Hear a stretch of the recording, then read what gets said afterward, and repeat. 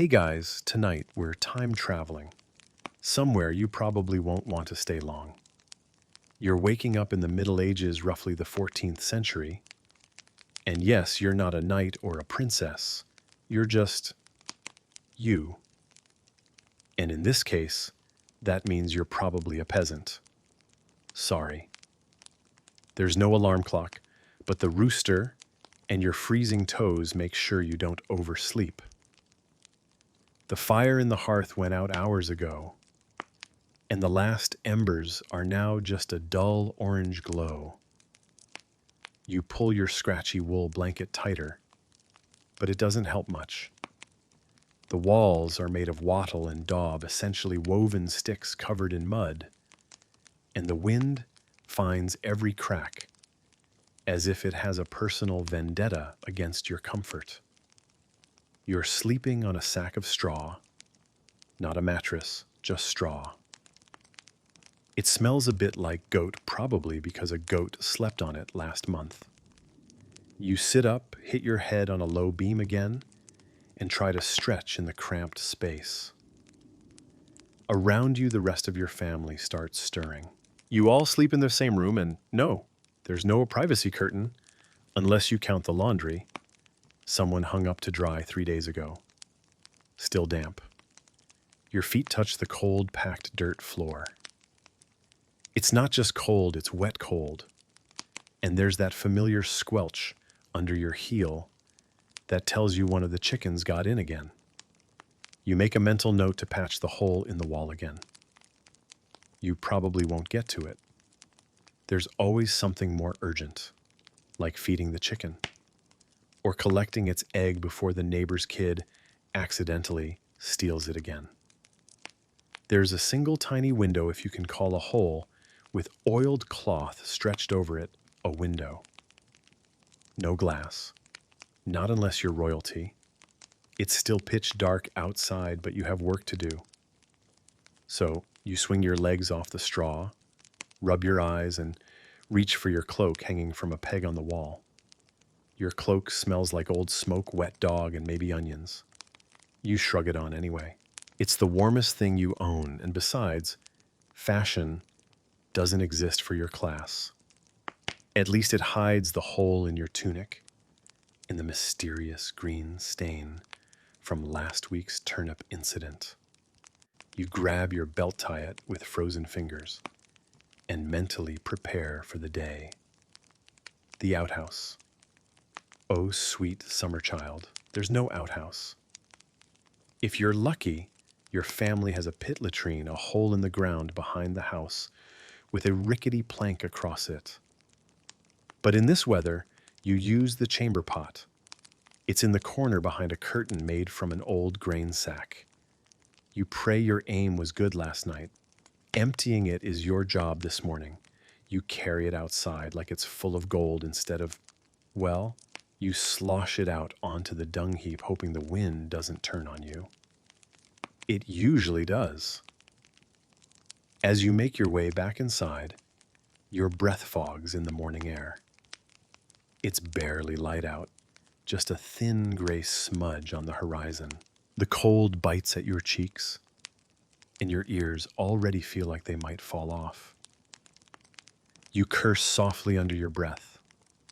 And remember, you're not supposed to swear before church bells. Back inside, your spouse is trying to light the fire again, using flint straw and sheer stubbornness. You take over because you're better at it, or at least better at pretending you are. After several tries, a small flame finally flickers to life, licking the edge of some damp wood. The smoke curls up and hits your eyes like a personal insult. You hang a kettle over the hearth and pour in water from the rain barrel outside. It's cloudy. Might have a few leaves, maybe a tadpole. You're too tired to care. You toss in a handful of oats and pray they soften into something edible before you have to leave. Your kids are awake now, if you're lucky, only a couple. The rest may be asleep under a heap of blankets and elbows in the corner. One is already trying to eat a raw onion. You gently swap it for a chunk of yesterday's stale bread. They don't notice. You count that as a win.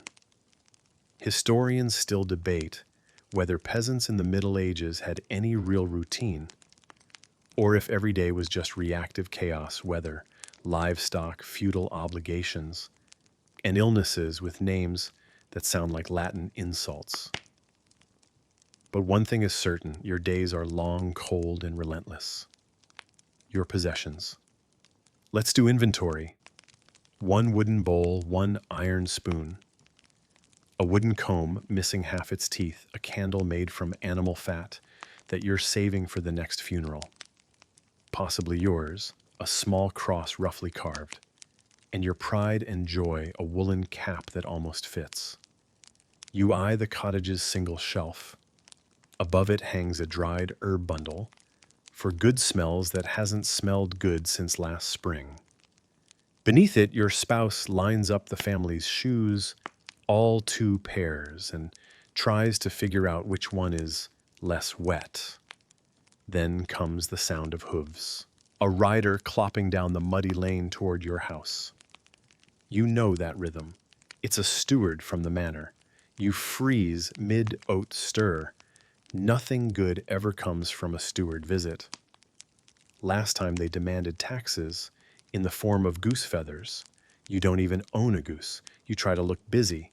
Stir the oats, check the fire, adjust the herbs, wipe the table, even though it's made of roughly hewn planks that have absorbed every soup you've ever spilled. The knock comes anyway. Firm. Not angry, just entitled. You unlatch the door with a sigh and greet the steward with your best "I swear I'm not behind on rent" face. He hands you a note. You can't read, but the wax seal means it's serious. You nod solemnly and set it on the table like it might explode. The steward doesn't linger. Too cold, he trots off to the next house. You close the door behind him and lean against it for a moment. You already know what it says. Report to the manor. Bring an offering. Or else. You slurp a spoonful of hot oats, burn your tongue, and prepare for the day ahead. It's going to be long, it's going to be cold. And that was just your morning wake-up routine. You haven't even milked the goat yet. And you know what? This is still one of your better days. You head back inside, slurping the rest of your watery oats while trying not to spill any on your only tunic. Breakfast, such as it is more of a technicality than a meal. There's no butter, no sugar, no hint of cinnamon or fruit.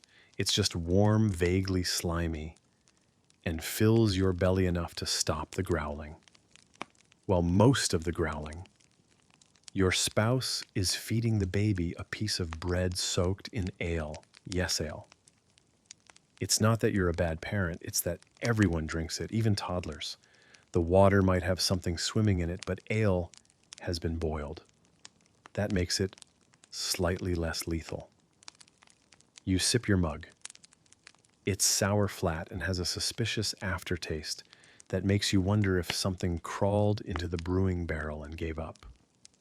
The air inside is smoky heavy, with the scent of damp wool soot and something vaguely turnipy. Outside, a fog still clings low to the ground, and your breath puffs like smoke as you step into it. You squint toward the distant manor, knowing you have to report there soon. But before that, your animals need feeding. You shuffle to the shed, more of a glorified lean-to, and grab a bundle of hay for your cow, who is staring at you like you've ruined her entire morning. Her name is Blister. You didn't name her. She came with the name, and honestly it fits. She's cantankerous, gassy, and only gives milk when she feels like it, which is never. You lead her out to the muddy field, slipping once, twice, and then just accepting that your left shoe now belongs to the bog. It was your favorite shoe too. You trudge barefoot, ankle-deep in muck, while Blister chews loudly, stopping every few paces to look appalled that you expect her to walk. You finally hitch her to the plow, which is handmade, mostly wood, and entirely stubborn. It hasn't been sharpened in months, and honestly, neither have you. You grab the reins, mutter a prayer to Saint Isidore, patron saint of farmers. Though historians still argue whether medieval peasants actually prayed to him or just swore at their tools and began their day's labor. The soil is wet, too wet. The plow keeps sticking. You curse under your breath, though the local friar insists that profanity makes the crops grow crooked. You'd love to test that theory by yelling at an entire wheat field, but today you're too tired. You just mutter yank and try not to fall over every time Blister takes a turn too sharply. As you plow, you daydream a little, not about riches, just about dry socks. You think about that time the miller's wife accidentally dropped a bit of honey into the bread dough, and it tasted like something. You wonder if your cousin in the next village ever got that rash looked at. You're deep in thought when you hit a rock. The plow jerks to a stop. Blister snorts. You fall flat on your back in the mud, blinking up at the sky, which is just starting to rain. Because of course it is. You sit up slowly, groaning. Your back is soaked, your rear is freezing, and your hands are covered in something you hope is mud. Blister watches with zero sympathy. A chicken appears, pecks your toe, and leaves. You haul yourself up and get back to it. The field won't plow itself. Well, that's a lie. Sometimes it sort of does, thanks to frost worms and neighbor kids with too much energy. But your Lord expects tidy furrows. Crooked rows mean a fine. So you focus. Step pull, heave. Over and over. Hours pass. Your shoulders ache, your palms are blistered, your stomach growls again, reminding you that oatmeal is more of a suggestion than sustenance. The rain tapers off to a drizzle, and by some miracle, you reach the end of the row. You lean on the plow chest, heaving mud in your hair, your beard if applicable, and at least one nostril. You unhook Blister and give her a scratch behind the ear. She tolerates it. That's the closest thing to affection you'll get today. You trudge back toward the house, stopping by the woodpile to grab a few sticks. Your hands are shaking from cold and exertion, but you manage. You dump them by the door and peel off your cloak, which now smells like wet sheep. Because it is wet sheep. You forgot to latch the gate again. Inside, your family is sitting around the fire. Someone's boiling something in the kettle again, this time cabbage and whatever root vegetable hasn't rotted yet. You sit down heavily, accepting a wooden mug of weak ale and a bite of cheese so hard it could be used as a weapon. This is lunch. No one calls it that. Of course, it's just eating, and it lasts as long as the food does. You savor each bite partly because you're starving, and partly because chewing distracts you from the blister on your heel, the cut on your hand, and the fact that tomorrow you'll do this all over again. There's a knock on the door. Your heart sinks. No one knocks unless they want something. Sure enough, it's your neighbor Tom, and he's out of barley. Wants to trade eggs. You don't have eggs. The chickens are on strike. You offer a turnip instead. He looks disappointed but accepts. You close the door and sigh. Outside, the sun breaks through the clouds for a moment, casting light on your muddy boots, your soggy field, and your one remaining sock, now hanging from a stick near the fire. It smells faintly of vinegar, but hey, clean is relative. You lean back against the wall and let your eyes close for a moment, just a moment. But someone yells, "Pigs loose!" and you're up again running out the door, arms flailing, chasing a squealing blur of pink down the lane. It's only noon. You don't get much of a break after the pig chase, just enough time to catch your breath. Wipe the worst of the muck off your face with a damp sleeve, and exchange a few choice words with your neighbor who left the gate open in the first place. Then it's time. You have to go to the manor. You groan inwardly, but there's no use stalling. The Lord Steward delivered a message this morning, remember? You're expected to present yourself at the manor house and reaffirm your oath of fealty, not just with words. Those are free, but with an offering. A chicken, a wheel of cheese, some eggs, anything that shows your loyalty and your ability to contribute to the well-being of the estate. In other words, payment. So you dig around the yard and catch your least productive hen. She pecks you 3 times for the insult, but you finally wrangle her into a burlap sack. She keeps squawking the whole time. And by now you're wondering if the steward would accept a goose. Instead, only you don't own one, and they tend to bite harder. The walk to the manor is about half a mile through the muddy track that passes for a road. You've been on it 1,000 times before, but every time it feels longer. Maybe it's because your boots are still soaked. Maybe it's because the chicken is still squawking.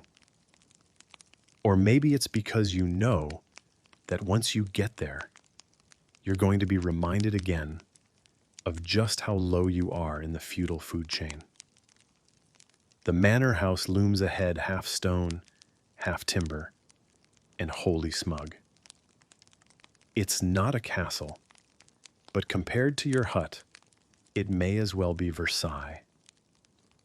A small garden out front is lined with herbs and flowers, pure luxury. There's even a separate latrine building. Yes, that's right, a separate structure just for human waste. That's how you know they're rich. You wipe your hands on your tunic, straighten your posture, and try to look like a loyal tenant and not a sleep-deprived, chicken-wrangling mud goblin. You approach the heavy door and knock softly at first, then harder, because it's thick enough to stop a battering ram. Eventually, a steward opens it. He looks you over with mild disdain. You hand him the chicken. She promptly pecks him. You try not to smile. Inside, you remove your hat and bow your head. It's not out of respect so much as strategy. Keep your gaze low and you won't have to see the smug expressions on the faces of the Lord's inner circle. They sit on benches near the hearth sipping warmed cider and discussing things like falcon breeding and who accidentally insulted whom at the last feast. You're summoned forward. The hall smells of roasted meat and clean rushes. Someone swapped out the old floor straw recently. Probably not you. You step forward, heart pounding, and bow again. The Lord isn't even looking at you. He's talking to someone about the weather, which, funnily enough, you have to work in. At last, he turns to you. He asks if you are loyal. You say yes. He asks if you will serve. You say yes again. He nods, vaguely pleased, and tells the steward to record your offering in the ledger. The chicken squawks again, as if to object to being considered an offering. She has a point. Then comes the worst part. The Lord launches into a short speech about the great wheel of duty and how each man must pull his weight.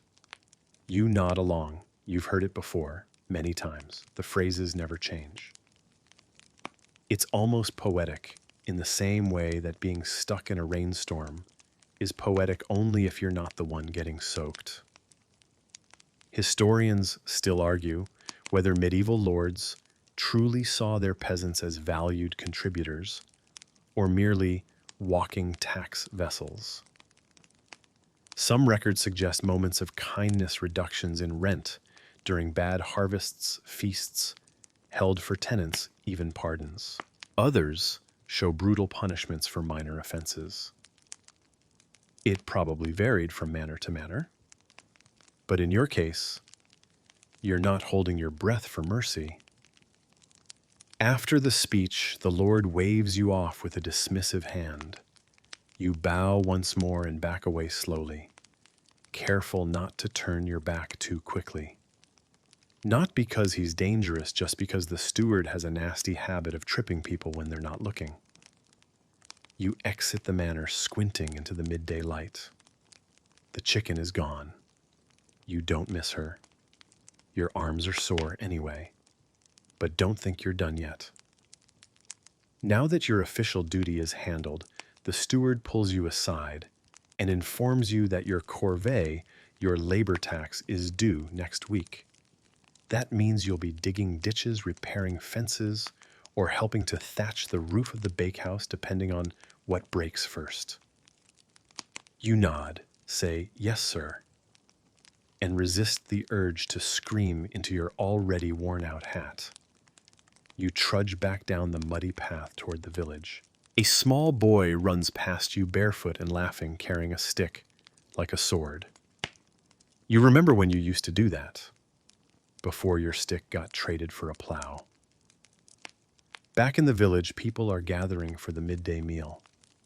Not a feast, just a brief moment to rest and chew on something that might once have been a bean. You sit on a stump and take the crust of bread your spouse hands you. It's hard enough to chip a tooth, but it's warm from the hearth. That makes it a delicacy. Someone near you whispers about a rebellion in the next county over. Peasants refusing to pay their taxes. You all glance around nervously. Just talking about it is dangerous. Still, the idea of saying no to the steward is oddly thrilling. Like imagining yourself flying or owning 2 shirts. The rumor fades as quickly as it came, replaced by discussion of whose pig had piglets and who stole turnips from whose garden. Someone's goat has gone missing again, possibly to start a new life. The rest of the day looms ahead. You'll have to return to the fields, check your traps by the woods, maybe mend the hole in the shed before nightfall. But for a brief moment, you're just sitting, eating crusty bread and trying not to think about taxes, or chickens, or the speech about the great wheel. You look up. The clouds are parting, and a shaft of sunlight breaks through, illuminating the village well. It's the prettiest thing you've seen all day. Until you realize it also means the entire yard will now turn to steam, and everything will smell faintly of compost and regret. You finish the bread, stretch your aching legs, and stand up again. Duty calls again. Back to the field. The sun is climbing higher now, though it's barely strong enough to warm your face. The clouds still hang low, gray and sulky, and you can smell more rain in the air. Your shoulders are already sore. Your boots squelch with every step, and your stomach grumbles with the enthusiasm of someone who's just realized that lunch was in fact the only real meal of the day. You're not even halfway done. The plow waits for you like an angry wooden beast. Blister the cow, still chewing contentedly under a tree, looks up as if to say, "Oh, it's you again," and then goes back to ignoring you entirely. You sigh, grab the worn leather reins, and coax her back into position. Plowing isn't glamorous. It isn't satisfying. It isn't even particularly productive most days. The earth is uneven, full of rocks, and slick with mud. Your plow keeps catching on tree roots that were supposedly cleared 2 years ago. Every time it gets stuck, you have to yank, dig, or shove it loose, usually with your whole body weight and a few choice medieval swear words. By St. Dunstan's, nostrils seems to do the trick. But you keep at it, because if you don't finish your plot today, you'll fall behind. And falling behind means less grain. Less grain means less bread. Less bread means angry children, an angry spouse, and a very disappointing winter. Historians still argue whether the average peasant had the time to maintain personal gardens, or if they were too overburdened with lordly demands. Either way, you're trying your best not to starve. After a few more hours of toil, you hear a familiar voice from across the field. It's your neighbor Hilda. She's yelling something about her ox wandering into your furrows again. You squint through the sun-drenched haze and spot the beast, a truly magnificent animal named Chestnut, who seems completely uninterested in boundaries ownership or plowed rows. You wave vaguely an apology, tug Blister to a halt, and trudge over to help redirect the massive animal. It takes both of you pushing, pulling, and bribing with dried apples to get him to return to his side of the hedge. While you work, Hilda fills you in on local gossip. The miller's son has run off with a traveling tinker. The priest's wine went mysteriously missing again, and someone saw a comet last week and is now refusing to plant anything out of fear of divine wrath. Back at your plot, you finally finish the last row. It's crooked. You blame Chestnut. Blister seems to agree. You unhook her, pat her, and lead her back toward the shed, where you toss her a handful of hay and mutter, "Thanks for not trampling you today." A low bar, but it clears. You glance at the sky. Still time before curfew. That means it's time for your second job gathering firewood. Technically, you're not supposed to take wood from the Lord's forest. But technically, the Lord isn't using every fallen branch, is he? You slip into the nearby copse of trees, eyes sharp for twigs, bark, scraps, anything dry enough to burn. The air here is different. Damp, quiet, smelling of moss and mushrooms. You move quickly, stuffing sticks into a sack slung over your shoulder. A squirrel chitters at you, annoyed that you've disturbed its kingdom. You tip your cap to it. You pause at the edge of the woods listening. The forest is full of stories. Ghosts of soldiers, spirits of famine witches who trade charms for secrets. Of course, most of those are just bedtime tales. Probably. Still, you don't linger. Especially not near the old well, the one people say whispers at night. On the way back, you pass the baker's cottage. The smell of fresh bread is so powerful that it nearly knocks you over. You try not to look inside. You don't have anything to trade today. But just one sniff makes your stomach growl louder than a church bell. You make it home just in time to see your youngest trying to chase a goose with a stick. The goose is winning. Badly. You scoop the child up, set them down on a stool, and inspect the damage: bruised pride, muddy tunic, and a loose tooth that was already wobbly. Standard afternoon. You dump the firewood near the hearth and check on the pot simmering over the fire. Turnip soup again. You add a pinch of herbs, not enough to change the flavor, just enough to pretend. Your spouse tosses in a scrap of bacon rind, and suddenly the entire room smells like a feast. It's not, but it's something.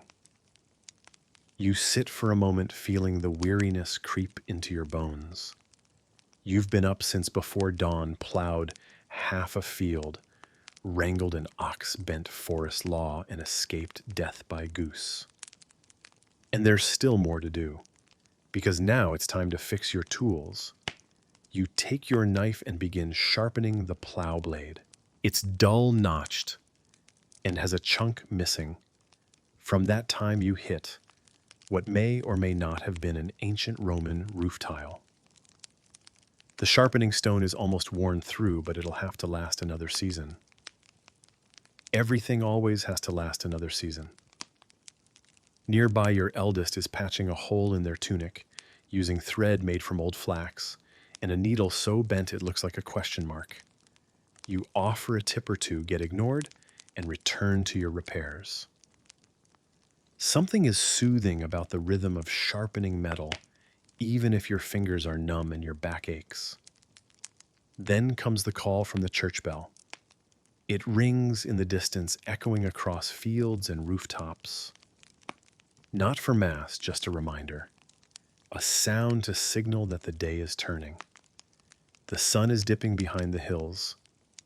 That soon the fire must be stoked, the door barred, the animals locked up. Night in the Middle Ages isn't just dark, it's dangerous. Wild animals, thieves, and who knows what beyond the hedge. You stand, stretch, and start the evening ritual. You check on the goat, still tied up. You gather the chickens, still offended from earlier. You walk the perimeter of your little yard, eyes scanning for anything out of place. Everything looks quiet for now. You head inside. The fire crackles warmly. The soup is ready and your family is gathered around. You dip a ladle into the pot and fill each wooden bowl, handing them out with care. It's not much, but it's hot. And tonight, that's enough. As you sit with your back against the wall, sipping your soup slowly, you think about the wheel the Lord talked about, the endless turning of seasons, duties, labor. Maybe he meant to sound wise. Maybe he just likes circles. But you get it. Every day feels like a wheel. Wake, work, eat, sleep, over and over, and still there are moments. The smell of bread, the warmth of soup, the feel of your child's hand in yours as they fall asleep, tiny victories in the middle of the mud and the monotony. Outside, the wind picks up. You can hear it whistle through the trees and rattle the shutters. Another storm may be on its way, but for now you're warm, fed, breathing. Tomorrow will come. But tonight you've survived another day. It's early the next morning, and guess what? You're already late. Again. You were supposed to be up before the sun to help prepare goods for market day. But your body betrayed you and slept a whole extra 20 minutes, pure luxury by medieval standards. The fire in the hearth is little more than a heap of ashes, and your breath fogs in front of you as you scramble to pull on your stiff, damp clothes. Your spouse is already up, swearing softly under their breath, while trying to find a second clean sock. They toss you a burlap sack containing this morning's treasures. A few limp leeks, a bundle of onions, a lumpy wheel of goat cheese that's seen better days, and half a dozen eggs still warm from the coop. The good chicken must have laid them.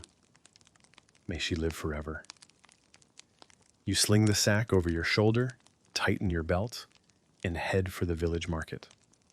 The path is unsurprisingly muddy. It's always muddy. A sort of eternal medieval truth, death taxes, and perpetual mud. Along the way, you pass neighbors with similar sacks, pushing carts or carrying heavy bundles on their backs. You nod greetings. Try to avoid slipping on a pile of something that may or may not have once been a pig, and keep moving. The market is held in the village green, if you can call a sloped field with more hoofprints than grass green. A few tents and carts are already set up, and the smell hits you. Immediately, smoke, baked goods, manure, and something unidentifiable. Fish, cheese. Both. Let's go with rustic. You find a spot near the edge, and lay out your wares on a cloth that used to be white. The other sellers barely glance your way. They're busy shouting to attract attention. Eels, fresh eels, woolen caps, one size fits all. Mostly leeches for all your bleeding needs. Yes, there's a man selling leeches. He's standing proudly beside a wooden bucket full of squirming black things and offering a cheerful explanation of how they balance the bodily humors. You decide not to make eye contact. You arrange your vegetables, trying to make the onions look plump and appealing. It's not easy. They were picked 3 days ago, and one of them appears to be developing its personality. Still, you smile politely as people pass. That's half the game. A woman stops and eyes your cheese. She picks it up, sniffs it, frowns, and puts it back down like you've insulted her family. Then she buys a different cheese from the guy next to you whose goats you know eat moldy apples and once licked a dead frog. Life isn't fair. Eventually, you do manage to sell a few onions and 2 eggs, one of which immediately cracks in the buyer's pocket. You trade the cheese for a pair of socks that are only mildly damp. Success is relative. Historians still debate how involved medieval peasants were in local trade, with some suggesting markets were rare, centralized affairs, and others arguing that weekly bartering was a critical part of village life. Either way, here you are standing in the cold, hoping your limp vegetables are good enough to score a decent pair of boots, or at least some wax for your candle. You wander the stalls a bit, mostly to warm up. A man is selling miracle cures in tiny glass bottles. You suspect they're just cider with a twig in them. There's also a barber surgeon with an impressively stained apron offering tooth-pulling bloodletting and oddly love potions. You pass. Your teeth may hurt, but you'd rather they hurt in your mouth. Then you see the sausage cart. You can smell it before you see it, savory, smoky, almost magical. The vendor grins at you with 2 teeth and waves a greasy link in your direction. 1 sausage for 2 eggs, he says. You hesitate. That's the last of your eggs. But your stomach decides for you. You hand them over and take the sausage, biting into it with reverence. It's indescribable. There's meat in it, probably. Also peppercorns, possibly something crunchy you didn't expect. But it's hot and filling and makes you briefly consider marrying the sausage cart. You sit on the edge of a cartwheel and chew slowly, watching the bustle of the market. Children chase each other with sticks. An old man is trying to trade a broken spoon for an even more broken jug. And the pig someone brought to sell has escaped and is now terrorizing the vegetable stand. For a moment, it's almost peaceful. Almost. Then the reeve shows up. Every village has one. The reeve is the local enforcer of manorial law, a sort of snitch meets tax collector with a tendency to show up exactly when you're having fun. Today, he's inspecting weights and measures, making sure no one's cheating on flour or salt. He eyes your remaining onions with suspicion. These look small, he says. They're compact, you offer. He grunts, moves on. You exhale. You decide you've done enough trading for the day and start packing up. The socks go into your tunic. The empty sack gets rolled up. And the memory of the sausage well, that stays with you forever. You pass the blacksmith's booth on your way out. His apprentice is hawking Nail's horseshoes and what appears to be a bent sword labeled decorative. You nod at the boy who winks and offers you a free horseshoe for luck. You take it because, frankly, you need it. Back on the road, your stomach full and your sack empty, you head home. The mud hasn't dried. It never does. You slip once, catch yourself on a cartwheel, and curse so loudly that a passing friar gives you a look. You pretend to cough in Latin and shuffle on. At home, your spouse is busy stirring something over the fire. It smells like onions and disappointment. How was the market, they ask. Sold some onions, you reply. Did you get anything, socks? And a sausage. They say nothing, but they raise an eyebrow. You hand over the socks and sit down on the bench, letting your legs relax for the first time in hours. Dinner is a thin soup with turnip skins and surprise onions. You eat slowly, thinking of the sausage, then feeling vaguely guilty. You share the story with your kids who ask what a sausage is like. You try to explain it without making them cry.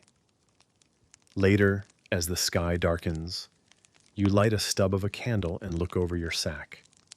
1 egg left, a single coin, 2 damp socks, and a horseshoe. All in all, not a terrible market day, not a great one either. But then again, in your life, surviving counts as a win. You stoke the fire, stretch your sore feet toward the warmth, and let yourself drift into a daze. You can still smell the sausage. You smile. A little. Just don't ask what was in it. Bath time. Just the phrase is enough to make you sigh. Not with relief like someone in a warm modern spa might. No, this is more of a resigned, bone-deep sigh. The kind that comes when you realize it's been 3 weeks since anyone in your household voluntarily touched water. And unfortunately, tonight is the night. Now, contrary to what some people believe, medieval folks weren't completely allergic to bathing.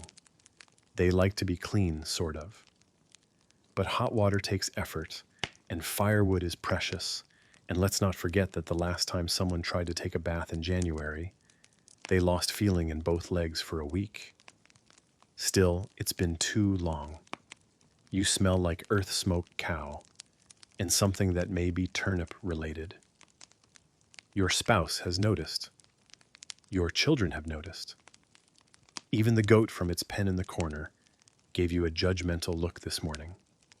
So it begins. You gather the tub from a large wooden barrel that's been patched and repatched more times than you can count. It's usually used for washing clothes or making cider. Tonight it's your spa. Lucky you, you drag it to the hearth grunting as you shove aside the table and the small pile of kindling you were hoping to save for tomorrow. Then begins the long, slow task of heating water. You don't have pipes, you have a bucket and a very smoky fire. Over the next hour, you and your spouse take turns ladling water from the rain barrel, dumping it into a kettle, heating it over the fire, and pouring it into the tub. Repeat, and repeat, and repeat. Eventually, the barrel is half full of steaming, slightly murky water.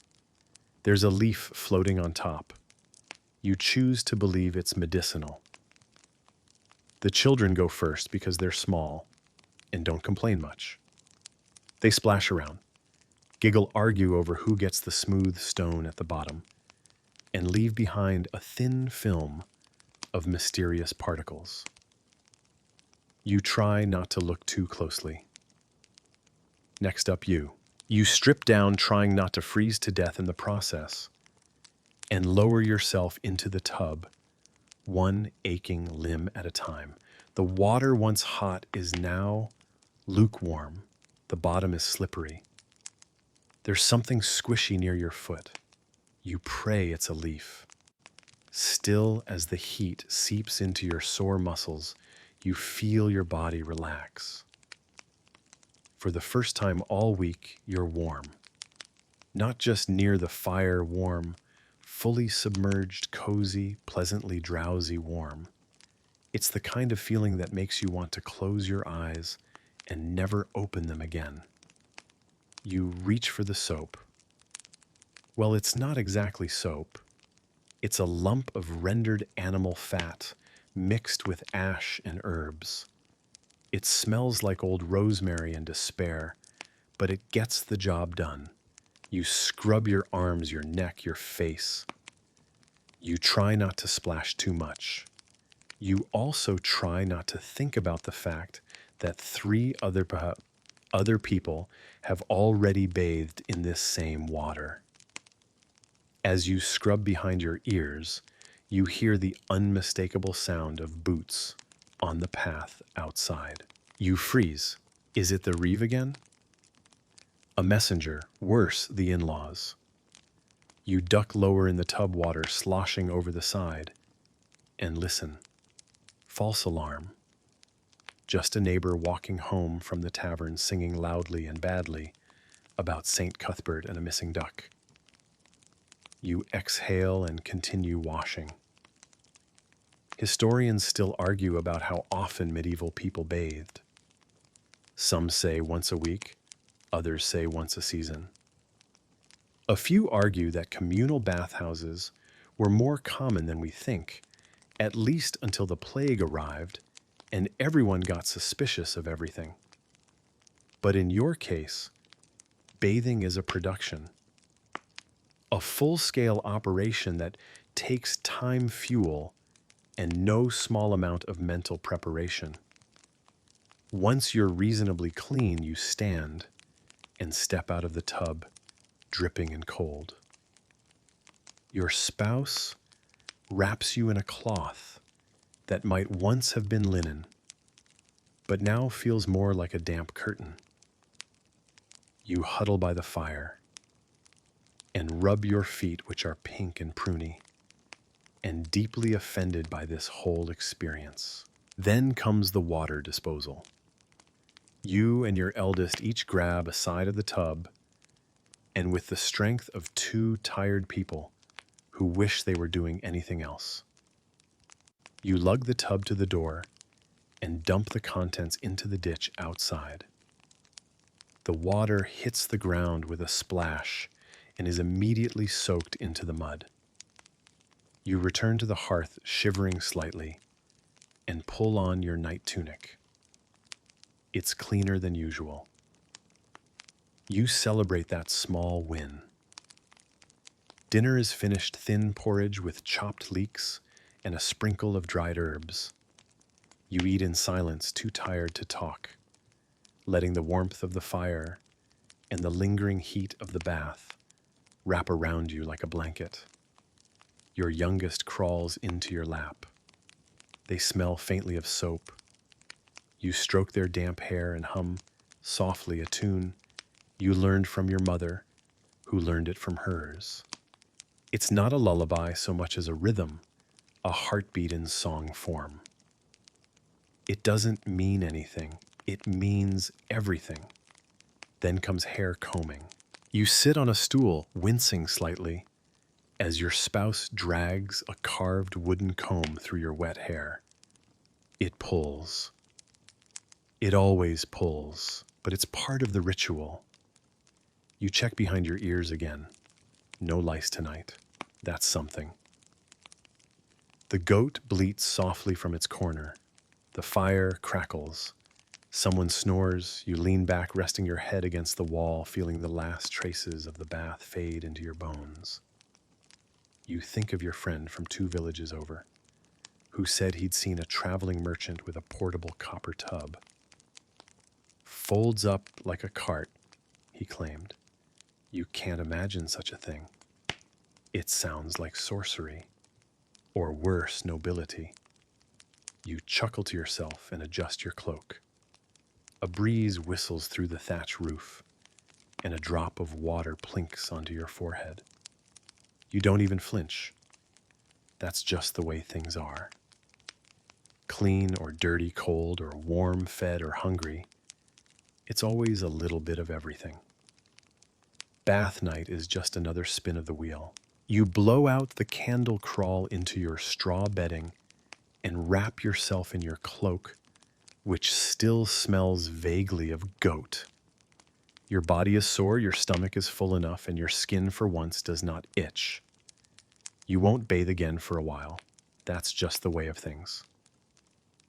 But for tonight, you are scrubbed soaked and at peace. And you still smell better than the reeve.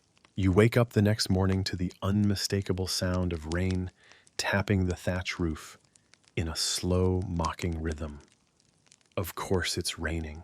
It always is. You lie there for a moment, bundled in your wool cloak and straw bedding, feeling the damp settle back into your joints, the clean feeling of last night's bath, already a distant memory. You scratch your arm just once gently and tell yourself it's not a flea. It probably is. You swing your feet to the floor and immediately regret it. The packed earth is cold, the kind of cold that feels like it's judging you for not getting up sooner. You hobble across the room to grab your shoes, your beloved turn shoes, or what's left of them. Now, if you've never worn a pair of medieval turn shoes, imagine this two scraps of leather roughly stitched together into something vaguely foot-shaped with soles about as thick as a piece of cheese rind. They're not waterproof. They're not comfortable. They don't even have left and right versions. Just two floppy excuses for footwear that suck up water like a sponge and offer roughly the same arch support as a pancake. You slide your feet in. They're still damp from yesterday. One of them squelches. You stare blankly at the wall for a moment, reconsidering all of your life choices that led to this exact second. Outside, the village is slowly coming to life. You can hear coughing from the neighbor's house, a sheep bleating in the distance, and someone yelling at a pig that has once again escaped. Typical. You grab your hooded cloak, more patches than fabric at this point, and step outside. The mud welcomes you with open arms. It sucks at your feet like it's trying to absorb you back into the earth. You stumble slightly and regain balance by flailing your arms like a sleep-deprived duck. Your dignity takes a hit, but at least no one saw, except the neighbor's goose, and it looks quietly judgmental. You head toward the well to fetch water for the morning. The path is a slick, squishy mess, and with every step, your feet grow heavier. You're pretty sure one of your shoes is trying to abandon ship. A cold wind whips through your tunic as you wrestle with the creaky winch and lower the bucket into the dark, echoing well. The bucket comes up heavy and dripping, and you try not to spill as you carry it back 1 foot, skidding every few steps. A dog barks in the distance. Or maybe it was a particularly aggressive child. Hard to tell sometimes. Back inside, your spouse is busy coaxing a fire back to life. Smoke fills the room. It always does. You drop the bucket with a grunt and begin the second daily ritual, scraping mud off your shoes with a stick. A hopeless task, but you do it anyway. It's the little things. As you warm your hands by the fire, you glance down at your feet. The shoes are a disaster. One has a hole big enough to stick your thumb through. The other is held together with twine, sheer willpower, and a piece of old linen stuffed inside for cushioning. You sigh, reach for your repair kit. A needle, some sinew, and a pair of increasingly uncooperative fingers, and begin the slow work of stitching. Historians note that medieval footwear was made quickly, cheaply, and often needed replacing every few months. But most peasants didn't have that luxury. You learned to patch, to stuff, to tie. And when all else failed, you walked barefoot. You remember last summer walking to the fields without shoes. The heat from the sun baked the dirt into hard ridges, and the stones felt like tiny knives. You also remember the winter before, that when the frost bit at your toes until they turned purple. You lost a toenail. You never found it again. As you sew your youngest toddles over and hands you a gift, a dead beetle on a stick, you accept it graciously and place it on the windowsill next to the rock, shaped vaguely like a chicken. They beam with pride and run off to chase the goat. You finally finish the shoe repair, though repair is generous. It's still more hole than shoe, but it'll last another week. Maybe. You pull them on and lace them tightly, hoping the mud won't get in too quickly today. Spoiler, it will. You step outside again this time, heading to the common path that leads to the fields. Your feet squish, your ankles ache, and every third step feels like a gamble. The road is worse than yesterday. Deep ruts filled with rainwater, and the occasional mystery pile that could be horse-dung human waste or old stew. Honestly, no one knows. Along the way, you pass Tom the Thatcher, who is barefoot and smiling. Smiling. You ask him why he doesn't wear shoes. He shrugs and says, "Feet don't get holes." You're not sure if that's philosophy or madness. By the time you reach the fields, your shoes are soaked, your toes are numb, and you're starting to wonder if perhaps you've always been wet. Perhaps you were born wet. Perhaps medieval life is just one long, soggy fever dream with onions. You bend down to inspect a row of turnips, and your shoe makes a soft, ripping sound. You freeze slowly, lift your foot, and see that the sole has separated like a yawning mouth. It flaps as you walk. Fantastic. You hobble through your tasks, trying not to trip on roots, lose your balance in the mud, or step on something sharp. Your feet are your most important tools and your most neglected. You recall the village healer telling you to soak them in warm vinegar and wrap them in moss. You tried that once. The moss had bugs. The vinegar went into the stew instead. Later, back in the village, a traveling tanner has set up shop near the church. You approach with curiosity, eyeing the leather goods hanging from his cart. New shoes, real shoes, thick soles, stitching that looks like it might last more than 2 rainstorms. You feel a flutter of hope.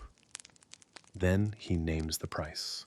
You nod politely, back away slowly, and return home to your patched-up mud slippers. At least they have character and a unique smell. Dinner is the usual cabbage soup with a surprise potato chunk. You soak a crust of bread in it and wiggle your toes near the fire. The shoes are drying, though. Drying might be an optimistic term. They're now less wet. That's something. You glance at your feet, red, wrinkled, slightly green around one toenail. You pull the blanket up and decide not to look anymore. As you drift off to sleep, you wonder what it would feel like to walk across a smooth, clean floor. A floor without mud, without dung, without that one weird pebble that always finds its way inside your shoe. But that's a dream for someone else.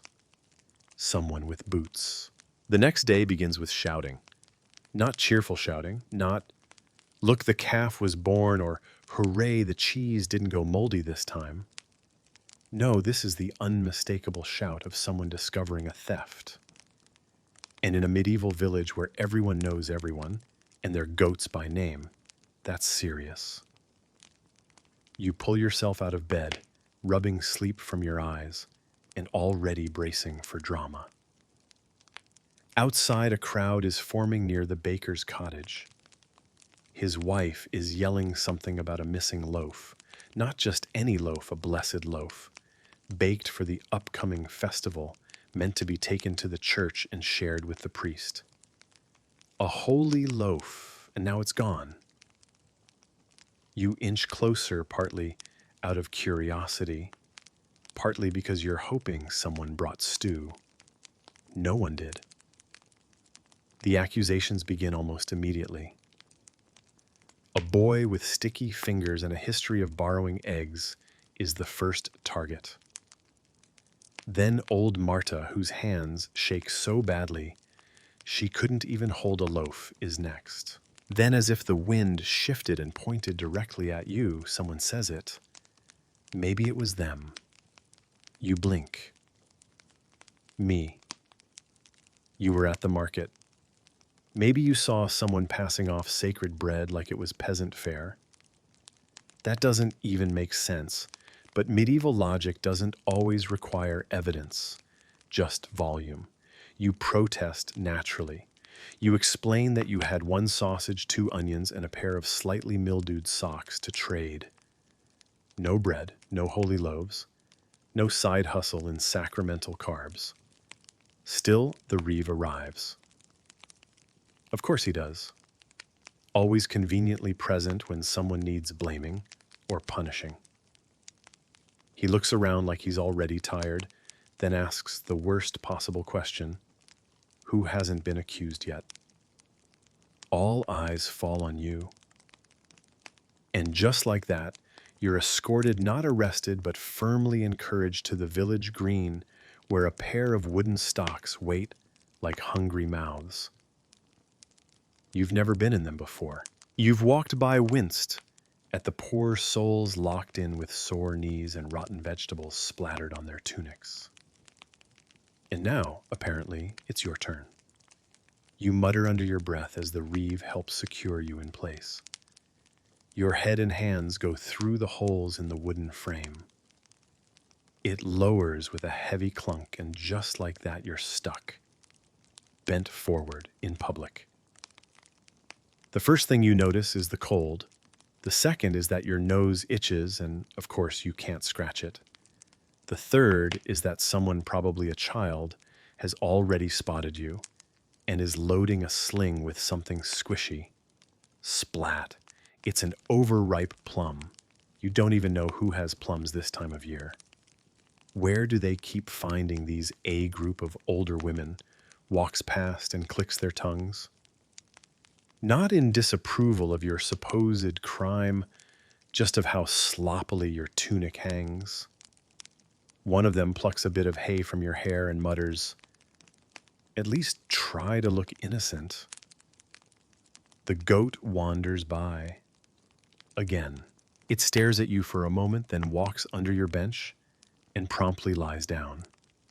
It smells like feet, possibly yours. Historians still argue over the purpose of stocks, whether they were meant primarily for punishment or humiliation. Likely both. But today, it feels like 95% humiliation, because soon the entire village had strolled by. Not fast, not pretending they don't see you. No, they walk slowly, like inspecting a strange new crop. A child offers you a wilted onion as a peace offering. You thank them with as much dignity as you can muster while drooling onto your collar. The Reeve returns after what feels like hours. "No one's confessed," he announces. You want to say, "Of course they haven't, because I didn't do it." But your jaw is stiff and your lips are too numb to pronounce consonants properly. So instead you say something like, "Fumph." He interprets that as compliance. Classic Reeve. Eventually, as the sun dips low and your back begins to fuse into a permanent arch, you're released. The wood creaks open.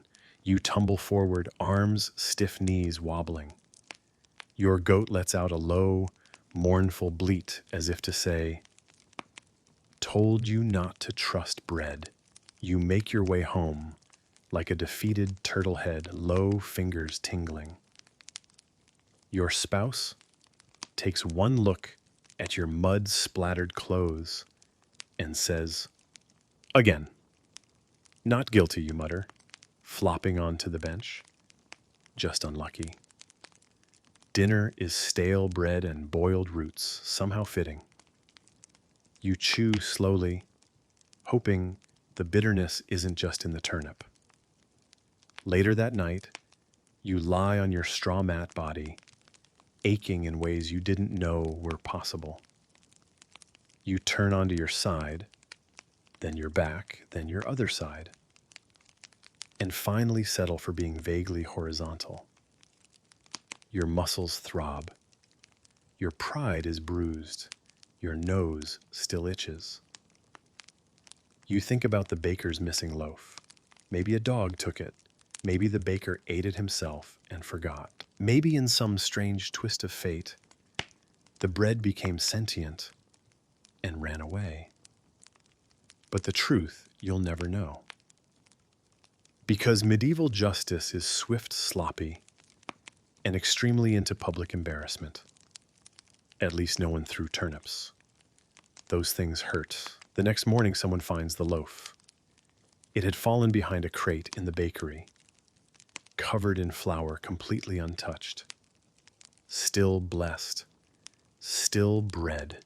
The Reeve doesn't apologize. He just nods and says, "Ah, good. Carry on." As if nothing happened. No one else says anything either. There's an unspoken rule in your village. What happens in the stocks stays in the stocks, mostly because no one wants to be next.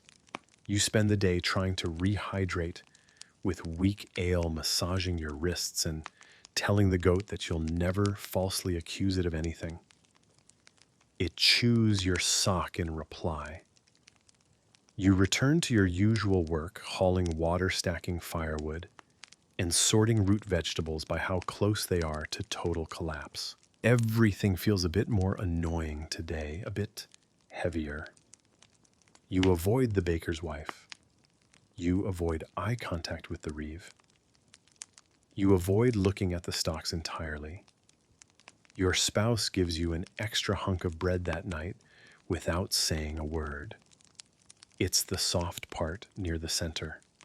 No crust. That's love medieval style. You chew slowly, savoring each bite, and mutter to yourself, "Next time I'm stealing the sausage cart instead." Your wrist is still sore from yesterday's encounter with medieval justice. And you're nursing the kind of headache that feels like it's been handed down through generations. But there's no time to dwell. Because this morning your neighbor burst through the door without knocking and shouted the 3 words no one ever wants to hear in your village. "You're bleeding again." Now that wouldn't be so alarming if it were a nosebleed or a scraped knee, but in this case, it's your cousin Edwin. Again. Edwin, who always insists on fixing fences with his bare hands and questionable ideas. Edwin, who once tried to cauterize a bee sting with a hot poker. Edwin, who is currently in your front yard clutching his arm, which is leaking like a poorly sealed wineskin. You sigh, grab the one clean cloth you own, and go outside. His arm looks dramatic. He claims it's from a particularly vicious chicken. You suspect a misjudged scythe swing. Either way, he's pale, shaky, and asking if he's going to die. You assure him that it's probably not today, which, while not overly comforting, is the most honest answer you can give. There's only one thing to do, visit the healer. You help Edwin hobble down the path toward the edge of the village where the healer lives. Her cottage is crooked in that defying structural logic kind of way, covered in moss and smells like herb smoke and something faintly pickled. A crow sits on the roof and eyes you as if it's already planning Edwin's funeral. The healer is known only as Mistress Lorna. No one knows her real name or if she even has one. She appears to be at least 80, though she's been at least 80 for as long as you've been alive. Her teeth are mostly gone. Her robes smell of garlic and dried lavender. And she has a pet ferret named Clove, who rides around in her sleeve like some kind of furry parasite. "Put him on the stool," she says, without looking up. You obey. Edwin winces and mutters something about possibly needing last rites. Lorna scoffs and pulls out a handful of dried moss, a sharp knife, and a bowl filled with something black and shiny. "Wound's clean," she says, prodding it without warning. Edwin yelps, mostly. Bit of dirt, maybe a splinter, or two. She pulls out a long needle threaded with what appears to be hair. Human hair. Possibly her own. You don't ask. Instead, you clutch Edwin's uninjured shoulder, while Lorna begins stitching with the enthusiasm of a tailor at a discount fair. After that, she smears the wound with something pungent and sticky honey mixed with ash and crushed snails, if the smell is any clue. She wraps it with moss, binds it with a strip of linen, and mutters something in Latin. Or maybe she's just grumbling about taxes. You can't tell. Rest. No lifting. No sword fights, she says, handing Edwin a chunk of dried apple. Come back if it turns green. His arm. No. His tongue. You help Edwin up and thank her. She waves you off and goes back to grinding something in a mortar that hisses faintly when it moves. Historians still debate how much medical knowledge folk healers possessed. Some say they preserved ancient herbal wisdom passed down over generations. Others argue that most cures were little more than superstition and wishful thinking. The truth is likely somewhere in between. But when the alternative is bleeding to death in a field, Mistress Lorna is your best shot. Back home, Edwin takes to your bench like royalty, milking his injury for all it's worth. Your spouse rolls their eyes. The children are fascinated. One asks if they can have a wound too. You gently redirect them toward collecting firewood. Meanwhile, you sit by the hearth and glance at your own hands. Calloused, cracked, that one fingernail that refuses to grow in the right direction. You think about all the times you've scraped a knee or burned your palm on a hot iron and just kept going. There's no sick day in the Middle Ages. There's get up anyway and hope it doesn't get worse. You remember your aunt who died after pricking her finger on a spindle? It got red, then swollen. Then she started seeing things that weren't there, and a week later she was buried with that same spindle tucked beside her, as if anyone wanted to remember that part. The healer said it was bad humors. The priest said it was a punishment for not attending Mass. Your uncle said it was probably just rotten luck. You said nothing because you were 10 and too busy being terrified. In the evening, you check on Edwin again. He's asleep, arm bandaged, mouth slightly open. You envy his rest, but not his pain. You've seen worse, sure. The blacksmith lost a toe last year when a hammer slipped. A child got kicked by a cow and spoke in rhyme for a month. Old man Osric walks with a limp because he once tried to joust a tree. Still, every scrape, every fever, every cough is a coin flip. Medicine isn't so much a science here as it is a hopeful shrug. You sit outside for a bit as dusk rolls in. The wind is sharp. A wolf howls in the distance. Or maybe it's just Tom's dog with a sore throat. Hard to tell. The stars start to poke through the cloud cover, faint but steady. You think about Lorna's cottage. The strange jars on her shelves. The skull she insists is a fox, but everyone suspects it is something else.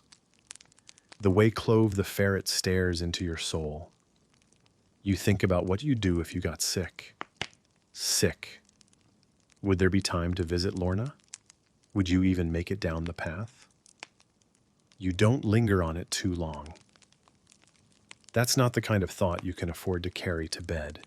Instead, you look at your hands again, still there, still working. Back inside, your spouse is heating broth.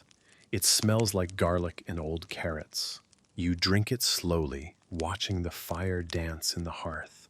Your children play with sticks that have names and personalities. The goat is asleep by the door. The world is quiet for now.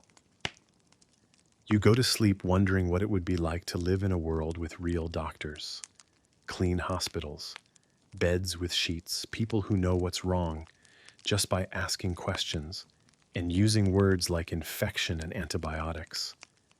But instead, you live here, with moss bandages, with ash paste, with Latin prayers whispered into smoke. You pull the blanket higher and whisper your kind of prayer, not to saints or spirits, but to the hope that tomorrow no one starts bleeding again. You wake in the middle of the night with a strange feeling, not fear, not hungry, something worse, something deeply medieval. It's itching. You scratch your head lazily at first, still half asleep, then a little more urgently. Then you sit up, wide-eyed, fingernails in overdrive. You scratch behind your ears, then the nape of your neck, then your beard if you have one, and then inevitably you realize it's everywhere. It's not just an itch, it's a situation. You have lice. Again, this shouldn't surprise you. After all, this is medieval Europe where lice, fleas, and other unwanted house guests are just part of the furniture, like your three-legged stool or that spoon that's been missing since last harvest. If you're warm, you have lice. If you're not warm, you probably still have lice. Either way, they win. You light a small stub of a candle and try not to wake the others. Your spouse is snoring. Your youngest is drooling onto your shared blanket, and even the goat has tucked its legs under and looks peacefully unaware that your scalp is now an arena of insect activity. You find your lice comb made of bone, thank you very much. Fancy. You sit by the dying fire angle, the candlelight just right, and begin the long, frustrating, faintly humiliating process of combing through your hair. The teeth of the comb are wide enough to catch the bigger beasts, but the smaller ones, they're practically invisible. You wince as the comb tugs through a tangle and pulls out something. Tiny, grayish, wiggling. You flick it into the hearth. You whisper a quiet, exhausted curse and keep combing. Historians agree that lice were nearly universal in the Middle Ages. Kings had them, peasants had them, monks, merchants, minstrels, you name it. Even saints weren't safe. There are medieval manuscripts that include entire recipes for lice-repellent potions, ranging from crushed mint and vinegar to bat's blood and burned onion skins. You tried one once? It just made you smell like salad dressing. Your spouse stirs, mutters something unintelligible, and rolls over. You pause, scratch your arm, and notice a few telltale bites there too. Fleas, of course. It's never just lice. You glance over at the bedding. It's straw-filled, yes, but that straw hasn't been changed in well ever. You meant to do it last month, then there was the harvest, then the sausage incident, then the whole accused of bread theft ordeal. Life moves fast when you're stuck in 1347. You make a mental note today, you change the straw. Morning comes far too quickly. You're tired, itchy, and possibly losing a battle against an enemy that numbers in the thousands and doesn't pay rent. You rise slowly, stretch, and run your hands through your hair, still itchy. The lice are winning. Outside, the day is gray and damp like wet wool. You gather a fresh bundle of straw from the shed and carry it inside. The old straw is tossed out with as much ceremony as a funeral. You stomp it down into the midden pile, and imagine the fleas waving goodbye like departing royalty. Replacing bedding is a chore. A cloud of dust and mysterious particles fills the air. You sneeze twice. Your eyes water. One of the kids sneezes in response loudly and directly onto your tunic. You give them a look. They grin. You lay the new straw, pat it flat, and hope it doesn't come pre-infested. It probably does. But you can't afford to be picky. Next, you turn your attention to your tunic. It smells faintly of goat and definitely of onions. You shake it out by the door, beating it with a stick, in the hopes that something, anything living inside it, will take the hint and move along.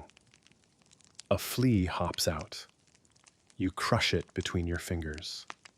Small victory. You heat a pot of water and toss in a handful of dried herbs, pennyroyal thyme, lavender. And if you're lucky, you dunk your comb in and let it soak. It won't do much, but it makes you feel like you're doing something. You remember a story you once heard from a traveler. In the distant land of Byzantium, some wealthy folks shaved their entire heads to avoid lice altogether. Bald, every one of them. You imagine it for a moment, a village full of shiny domes and smooth scalps, people polishing each other's heads like spoons. You shake the thought. You'd never survive winter bald. As the day wears on, you keep scratching. You help patch a fence, you peel turnips, you gather firewood, all while your scalp feels like a carnival of discomfort. At one point, you duck behind the shed to scratch with both hands like a deranged raccoon. During midday, you cross paths with old Marta, who's lived through 3 plagues, 5 famines, and 2 husbands. You're scratching, she says bluntly. Yes, you reply. Try boiling vinegar. Or shave your eyebrows. That's what I did. You stare at her, eyebrows intact. Did it work? No, she says, but I felt like I was doing something. You thank her and move on. Later, back in the cottage, you sit near the hearth with your spouse. They scratch their head. You scratch yours. You make eye contact. No words are needed. A silent agreement is formed. You begin the combing ritual again, this time for each other. It's oddly intimate in a way that only medieval marriage can be. Less candlelight and poetry, more parasite removal and shared existential exhaustion. You work slowly, carefully. Occasionally you pause to inspect something questionable. Lint egg casing, breadcrumb. You don't know. You flick it into the fire just in case. Children gather nearby offering unsolicited advice. You missed a spot. Do they eat your brain? Can I keep one? You assign them fire tending duty just to keep them occupied. At one point, your spouse holds up something truly horrifying, a louse the size of a grain of rice. You both stare at it, marveling. A true champion. The Usain Bolt of scalp invaders. You name him Sir Ichilo, and then promptly squash him with a piece of firewood. Historians note that medieval people often accepted lice and fleas as a natural part of life. There was little shame in it, only irritation. Clothing was rarely washed. bedding even less so. And when you sleep in a shared room with 4 people, a goat, and a chicken, that refuses to leave personal hygiene becomes more theory than practice. That night you lay down on the fresh straw, itching slightly less than before. Maybe it's psychological. Maybe it's the herbs. Maybe the lice just took the night off. Whatever it is, you'll take it. You drift into sleep, scratching lightly, whispering to the fire, "Let tomorrow be less itchy." The fire crackles, the goat snores. And somewhere deep in your tunic, one brave flea sharpens his tiny teeth for round 2. You wake to the rhythmic sound of hooves on mud, not the sluggish clop of your neighbor's cow or the frantic patter of the village goat rebellion. No, this is different, heavier, measured, intentional. You rise, stretch, and squint through the oiled cloth window. And there he is. A knight. Or at least someone dressed like one. Polished armor gleaming through the morning mist helmet. Under one arm, the other hand, resting casually on the hilt of a sword, longer than your entire torso.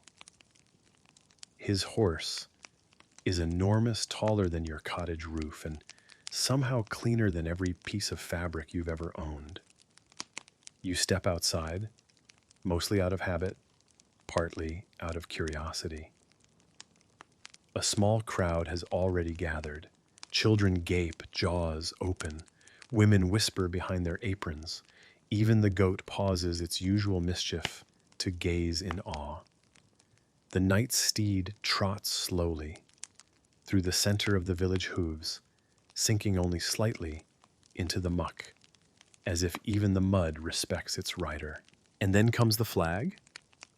His squire holds high a deep red banner with gold embroidery that probably took more time to sew than you've spent alive. You stand there in your patched tunic, one shoe still damp from yesterday, watching this literal, shining example of medieval glamour pass by. And of course, he doesn't even glance your way. Knights are like that. They exist in an entirely different realm, one of honor glory quests, tournaments, and songs sung by traveling minstrels who conveniently leave out the gout taxes and helmet chafing. He's here for a reason, though. Knights don't just pop into muddy villages unless there's a war brewing a message to deliver, or a local noble who needs reminding that his taxes are a little late. You ask around. Turns out he's on his way to the next county. A minor lord there is hosting a hunt, and the knight Sir Ranulph is passing through on royal business. He's not staying, just watering the horse and letting the squire rest before continuing the journey. You sigh and return to your chores, because unlike Sir Ranulph, you have mud to shovel. Still, the knight's presence lingers like a perfume in the air. Children suddenly start jousting with broom handles. The blacksmith's apprentice claims he's going to ride to the capital and win a princess. Tom the Thatcher ties a rag around his forehead and insists he's descended from kings. You, however, have no such delusions. You've met knights before. Mostly when they rode through the village, demanded food, drank too much ale, and left behind unpaid tabs and broken fences. One even stole your cousin's hat. Historians debate the actual impact of knights on rural medieval life. In tales and chansons de geste, they were noble protectors, defenders of the weak. But in reality, many were mercenaries, enforcers, or simply overpaid landowners in shiny shoes. The truth, like so much else, depends on who's telling the story. You try to forget Sir Ranulph as you haul water from the well, only to find 3 children pretending to be dragons have knocked over the bucket. You sigh, shoo them away, and refill it again. Later, you pass by the inn where the knight and his squire have stopped. The squire is brushing the horse long, elegant strokes and humming softly. The knight is inside, probably enjoying bread without weevils and meat without mystery. You consider sneaking a peek just to see what he's eating, maybe just to smell it. But the innkeeper gives you a look that says, "Don't embarrass yourself." Back home, your spouse is unimpressed. A night, they say, chopping cabbage. I hope he fixes the roof while he's here. You snort. Maybe he'll joust the rain clouds. Dinner is cabbage stew again. You eat quietly, wondering if Sir Ranulph has ever eaten anything with less than 4 spices in it. Probably not. Probably doesn't even know what boiled leeks taste like. Lucky man. That night, as you lie in bed, listening to the distant sound of the knight's departure, hooves echoing into the dark, you feel something strange. Jealousy. Not quite. It's more like curiosity. What would it be like to wear armor? Real armor, not a pot on your head and your cousin's belt for a sword. What would it be like to ride, to travel, to be someone the whole village stares at with wide eyes and open mouths? You drift off imagining yourself as a knight. Sir, you. Defender of root cellars, champion of not falling in the mud, slayer of the never-ending tax, your dreams are filled with galloping horses, dragons, made of cabbage and a shield that somehow doubles as a serving tray. The next morning, Sir Ranulph is gone. All that remains are a few hoof prints, a single golden thread, someone picked off the ground, and a very confused goat who keeps trying to eat the squire's blanket someone forgot to pack. Life returns to normal. You finish patching the fence. You fix the hinge on the door. You chase the pig out of the herb garden. Again. Still a little spark lingers. You start walking with slightly more purpose. You help the neighbor carry her bucket. You even make your kids line up their firewood neatly, not because you care, but because Sir You demands order. You joke about it with your spouse that night. They roll their eyes, but you catch the smile. It's tiny, but it's there. The world hasn't changed. You haven't changed. But for one brief moment, someone from a story rode into your muddy little life and reminded you through no intention of his own that there's still room for imagination and possibly a new hat. Your old one's full of lice. Sunday arrives. You wake to the tolling of church bells, a sound so deeply woven into the rhythm of your life that you almost hear it in your sleep. 3 slow, echoing chimes from the belfry on the hill, rolling through the fog like a reminder time to be holy. Or at least pretend convincingly for an hour or two. You sit up slowly, rubbing sleep from your eyes. Your back aches. Your feet hurt. Your arm still carries a faint sting from the time you tried to wrestle the thatch rake out of a goose's beak. But none of that matters now. It's church day. Your spouse is already up, carefully dabbing at your children's faces with a damp cloth, while they protest dramatically as if the water is made of vinegar. Your eldest is trying to fix their tunic's laces using a twig. You, meanwhile, are in charge of finding the least offensive garments in your family's collection of clothing, which is to say, choosing the tunic with fewer mystery stains, and the cloak with only one suspicious odor. After all, the church is the one place where everyone gathers. Everyone. That includes the steward, the reeve, the innkeeper's very opinionated wife, and the smith, whose stare could strip bark off a tree. Appearances matter. You dress slowly, tying your belt with a practiced tug and running your fingers through your hair in the vague hope that it looks intentional, not lice chic. You make a mental note to find more lavender next week.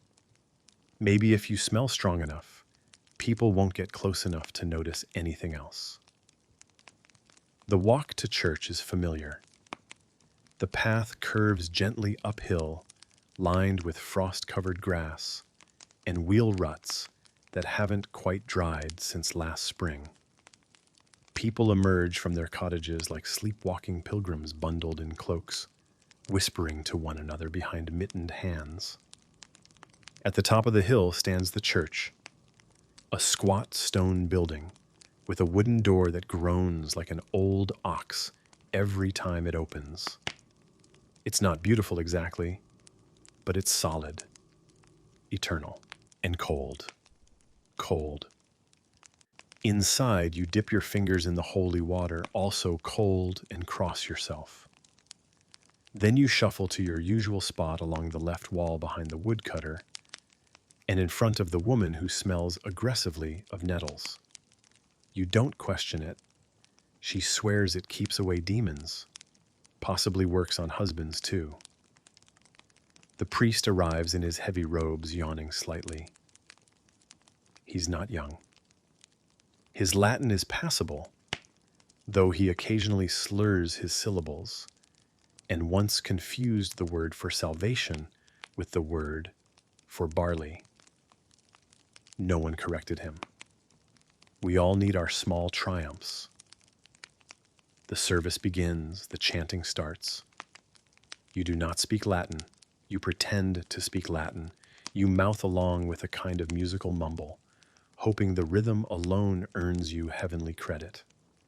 You kneel, when others kneel, rise, when others rise, and try to look pious without letting your mind wander to that turnip you left on the windowsill. Is it still there? Did the goat find it? Probably. The priest speaks of sin, redemption, and fire. Lots of fire.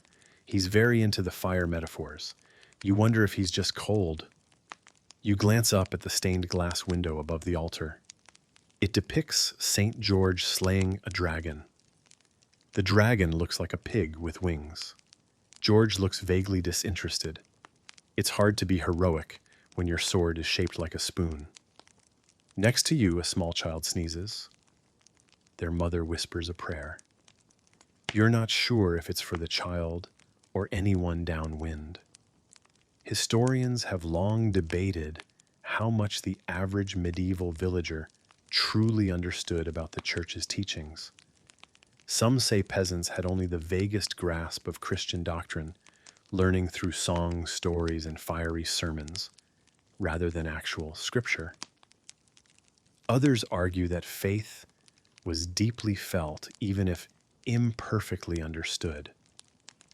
But no one doubts that the church was central to life.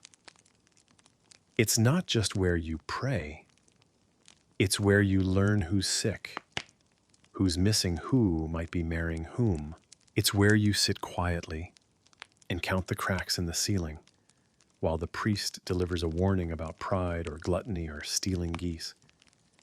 It's where even in silence you're reminded that you are part of something bigger, a web of people and habits and rules that bind your muddy, hungry, lice-bitten life into a shape that almost feels like meaning.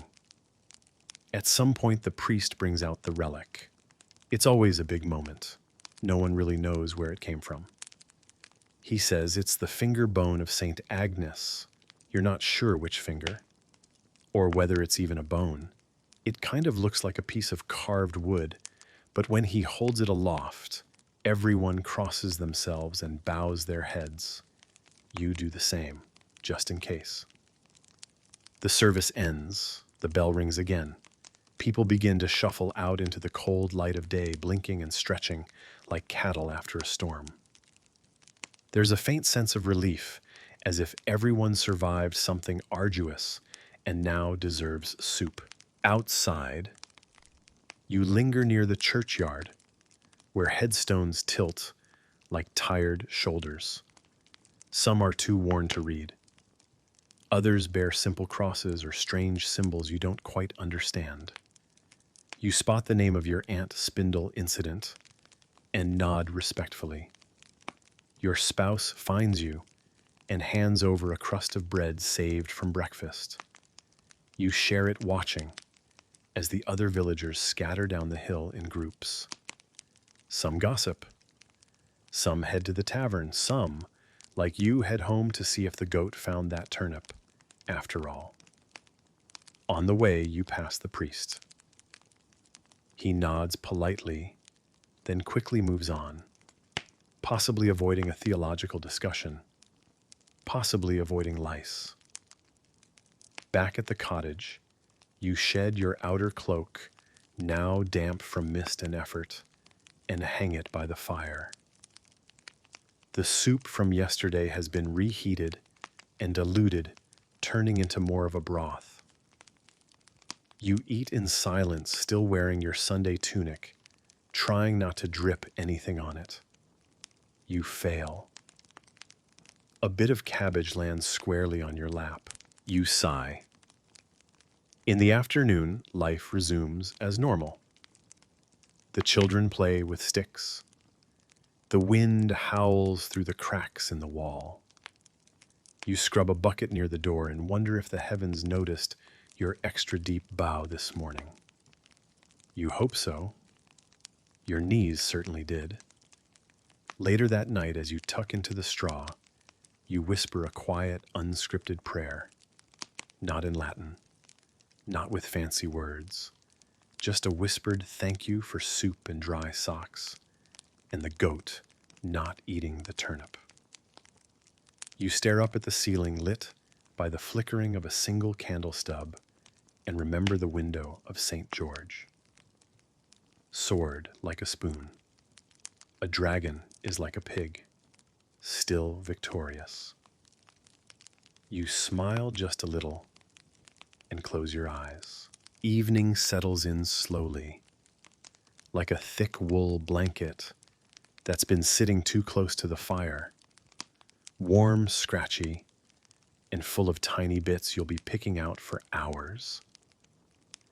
The sky outside your tiny cottage has turned from dull gray to a moody molasses-colored swirl, and the village exhales as one.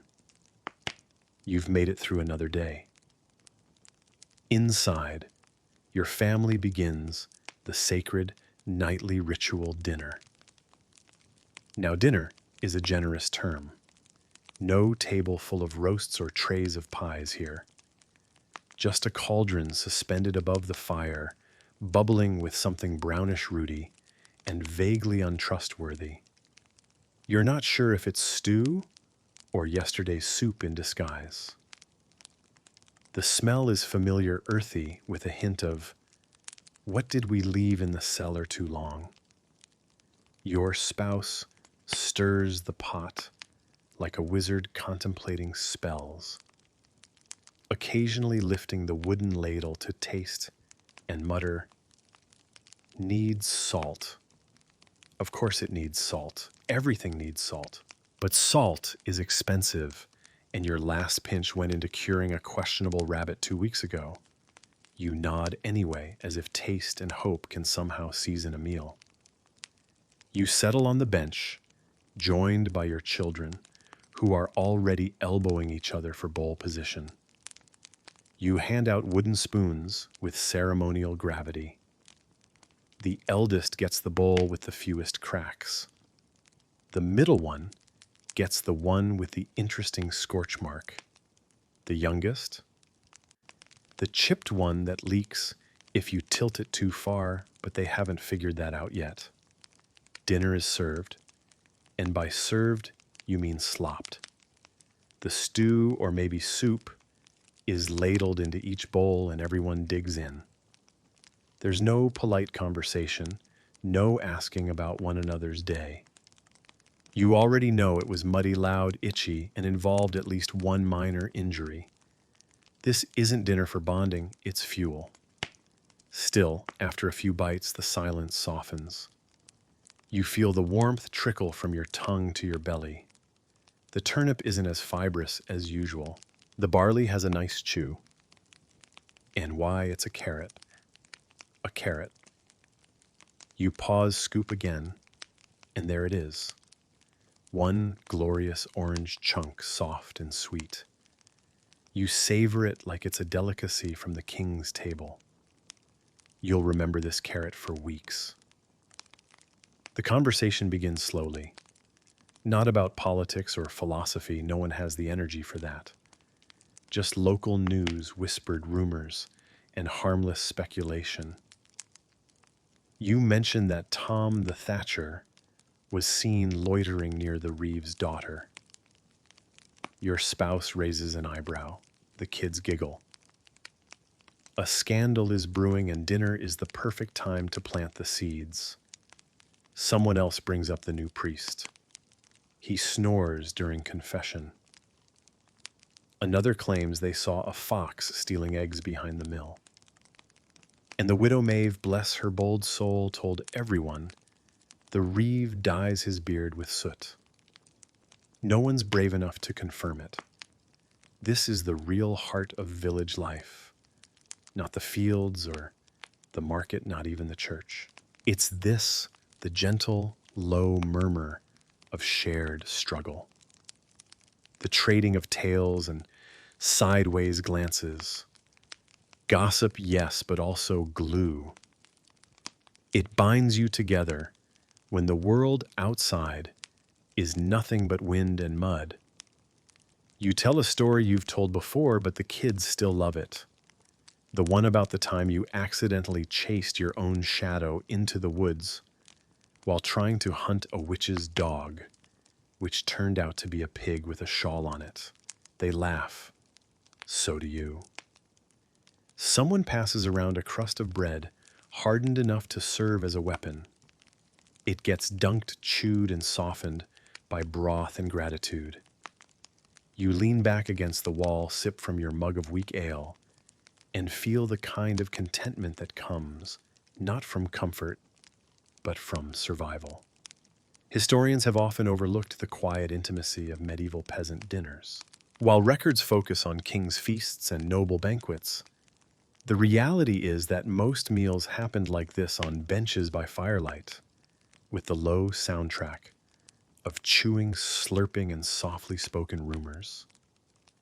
No silver cutlery, no 7 courses, just warmth, noise, and the occasional celebratory carrot. Later, as the bowls are scraped clean and stacked near the hearth, your spouse pulls out a small pouch. Inside is a precious rarity, dried apples. You blink. No one said there were dried apples. You glance at them. They smile.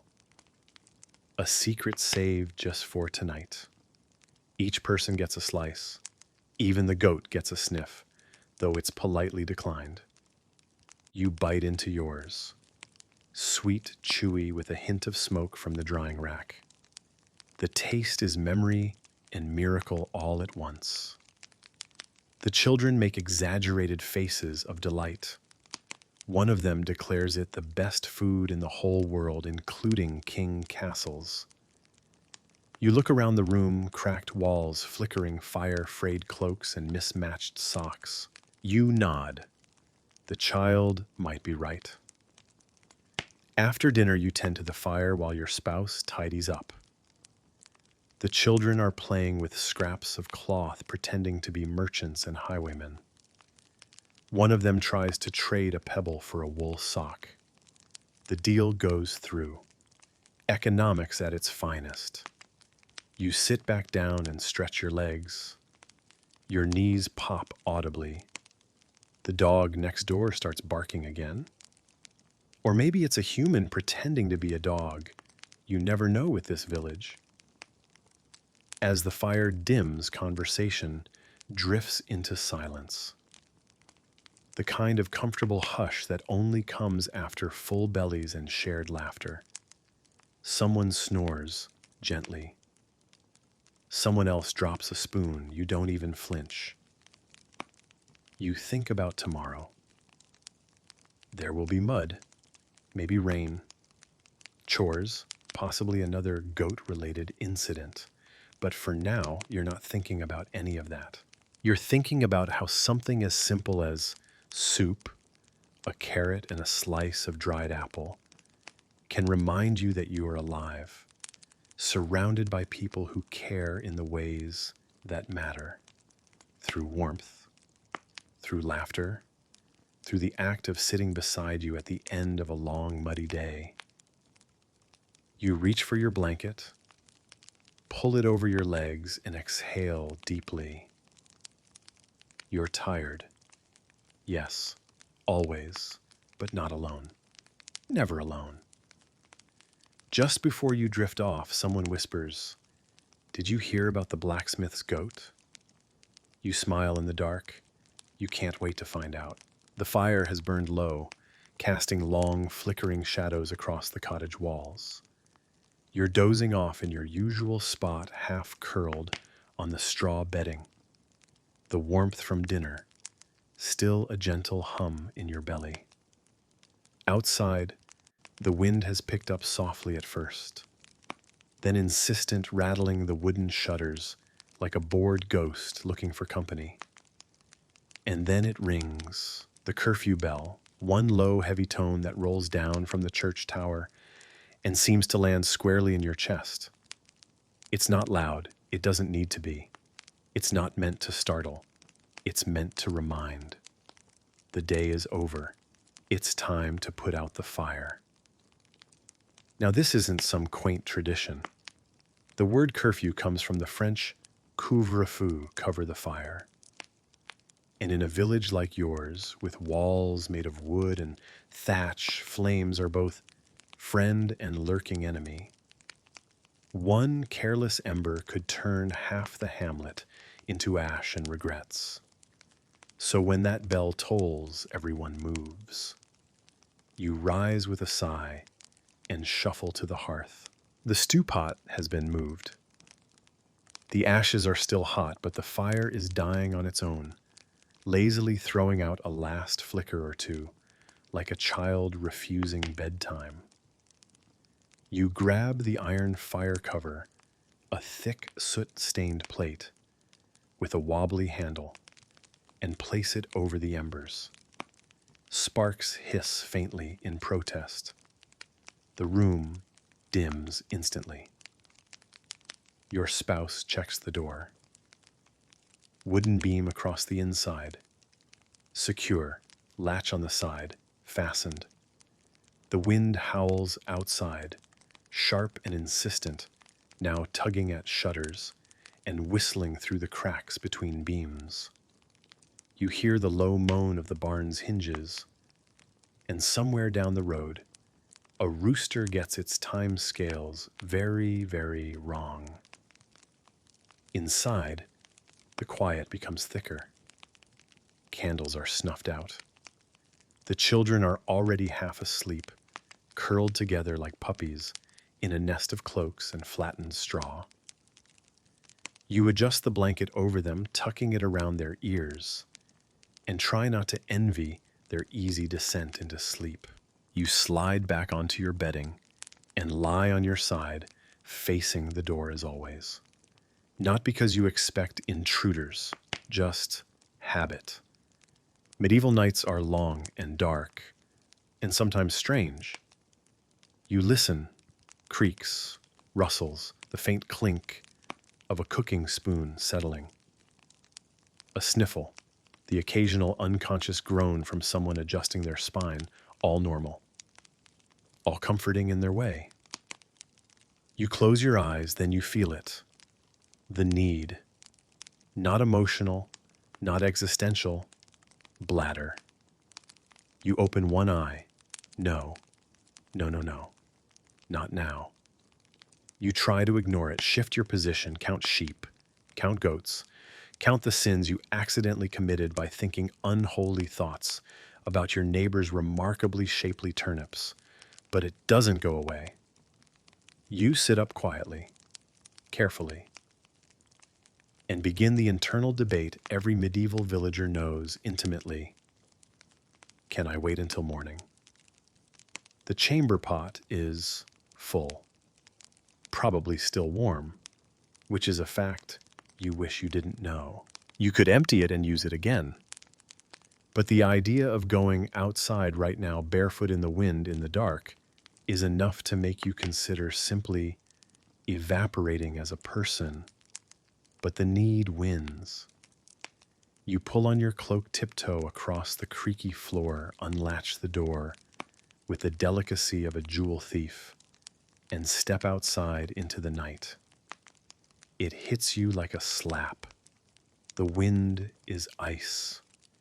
The sky is a swirl of deep navy and fast-moving clouds. You can't see the moon, but you feel it somewhere above, hiding behind a veil, like a shy candle. You walk quickly toward the latrine, a glorified plank, over a hole surrounded by leaning boards that call themselves walls. The path is muddy, slippery.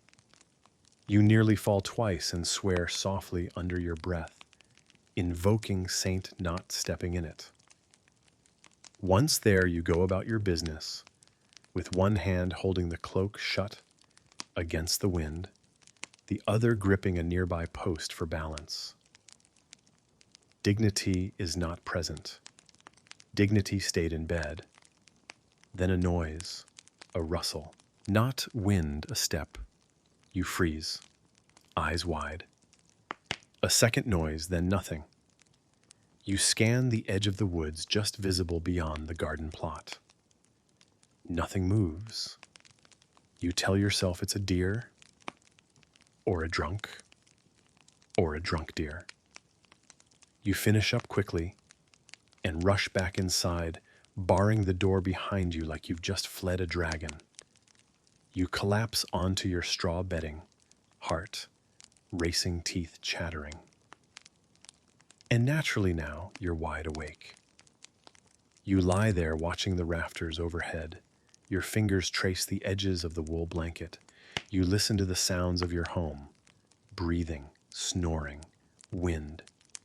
You think of the stories you've heard, night spirits, wandering wolves, the lost monk whose ghost knocks on doors asking for directions. Probably all nonsense, probably. You roll over and pull the blanket higher, and finally you begin to drift. You wake before dawn. Again. Your eyes open to darkness. True darkness. The kind that makes everything feel a little too quiet, a little too close. You lie still listening. Not for danger, not for wolves or thieves or cursed monks, but for the slow, steady rhythm of breath around you.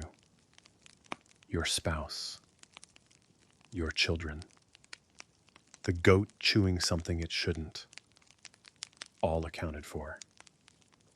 Outside, a soft patter begins. Rain. Gentle, rhythmic, and oddly soothing. You close your eyes again just for a moment and let the sound wash over you like a lullaby for people who haven't slept enough in a decade. But then the rooster crows. You consider strangling it. You consider whether strangling a rooster would be a sin. You decide yes, but a forgivable one. Regardless, you're up. You move carefully, trying not to wake anyone. Your back cracks like an old branch as you rise. You wince, stretch, and shuffle to the door. It creaks. Everything creaks. You unlatch it and step outside into the gray-blue light of early morning. The rain has picked up. It's not dramatic, not a storm, just persistent. Soft droplets hit everything. Roof, the grass, puddles, and your head. You breathe it in. It smells clean, earthy, like soaked hay and wet wood and whatever your neighbor was cooking last night. You walk to the field, not because you want to, but because no one else is going to check it. You pass the barn. A single chicken watches you pass, its beady eyes filled with judgment. You nod at it. Mutual understanding. The field is quiet, muddy as usual. A few rows of turnips stand defiantly under the drizzle. You check the fence. Still upright. You check the compost pile. Still steamy. You check the goat pen. Still full of goat. Back inside, your spouse is stoking the fire. You offer to help and immediately knock over the bucket of kindling. The crash wakes the children. They groan like ghosts. Breakfast becomes a chaotic opera of elbows, spilled water, and one child insisting the others are witches. Standard. The meal is simple. Gruel barely warmed. No herbs, no butter. Just warm enough to be called food and thick enough to pretend it's filling. You eat in silence, grateful and slightly bored. Your spouse asks about the field. You grunt something between manageable and muddy. They nod. That's enough. Later, the rain stops, and the sun dares to peek through the clouds. You send the children out to gather sticks and not start fights. You start cleaning the tools. One of the blades is chipped. The handle of your hoe is cracked. Your knees ache as you squat to inspect the damage. And then for a moment you pause. You look around, and you notice something. The village is still, not silent. There are always sounds, a child laughing, someone hammering, a dog barking at nothing, but still, somehow, peaceful. Smoke curls from chimneys. The church bell doesn't ring. The trees sway gently, and you feel something unfamiliar blooming in your chest. Not joy, not pride, something simpler. You're here. You're alive. It's been a long, strange, muddy, itchy, turnip-flavored stretch of days. You've endured cramped sleep, questionable stew, a public shaming, 2 goat incidents, a minor lice invasion, and a spiritual crisis triggered by sausage. But you're here. You sit by the fire that evening, legs stretched out, spoon in hand. The children are quiet. Your spouse is humming. Even the goat has decided to behave, at least temporarily. You take a bite of soup. It's not amazing, but it's warm, and it's yours. Wind down, 400 words. The fire is low now, just a faint flicker of orange light shadows dancing gently along the walls of your little home. The rain has returned outside, soft again, steady, like a lullaby for the land. You shift under your blanket, pulling it tighter. The straw mattress crinkles beneath you, familiar and worn, but comforting in its way.